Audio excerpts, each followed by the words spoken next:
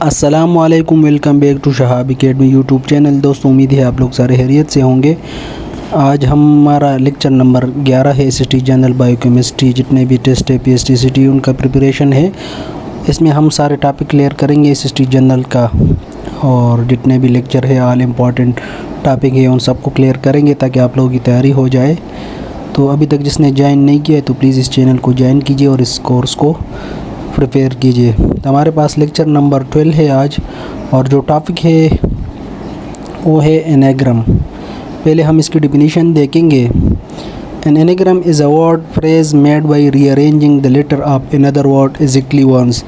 ये हमारे पास वो वर्ड होते हैं जिसके लेटर को अगर हम रीअरेंज करें तो उससे एक अलग लेटर मिलता है, और इसके बहुत से एमसीक्यूज़ आते हैं।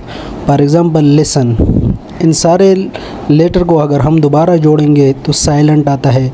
इस तरह एविल, इसको अगर हम जोड़ेंगे तो लाइव आता है। फिर इसके बाद आता है डेबिट कार्ड, इसको अगर हम जोड़ेंगे तो बैड क्रेडिट आता है। तो ये हमारे पास एनाग्राम का छोटा सा टॉपिक था। उम्मीद है आप लोगों को ये वीडियो पसंद आई होगी।